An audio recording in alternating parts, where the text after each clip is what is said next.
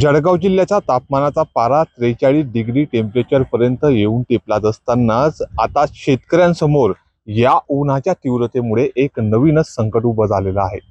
एकीकडेच हतबल असलेला आसमानी आणि सुलतानी संकटासोबतच आज शेतकरी मजूर मिळत नसल्याने मजूर टंचाईमुळे हतबल झालेला आहे।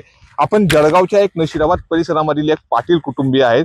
यांच्याकडे तब्बल 65 एकर शेती आहे। मात्र या शेतामध्ये मजूर मिळत नसल्याने परराज्यातून यांना मजूर आणून आपल्या शेतात काम करावं लागतं आहे।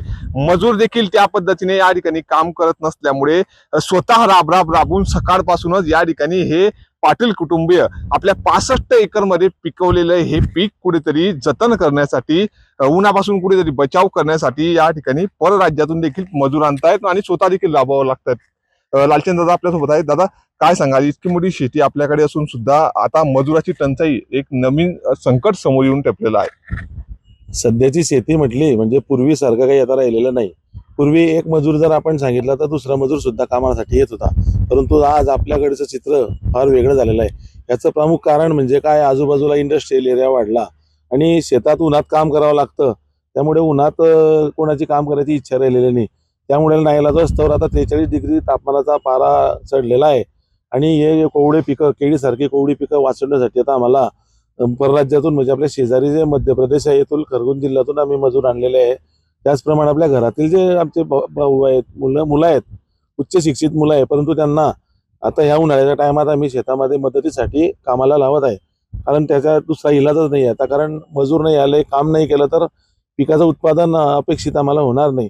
त्यामुळे आता आम्ही घरच्या लोकांना सुद्धा आता शेती कामामध्ये गुंतवलेलं आहे। दादा, सकाळपासूनच तुम्ही या ठिकाणी शेतीचं काम करताना दिसून येत आहेत। तुम्ही एक मालक असून देखील आज या शेतात काम करताना तुम्हाला बघितलेलं आहे। 65 एकर शेती तुमच्याकडे आहे।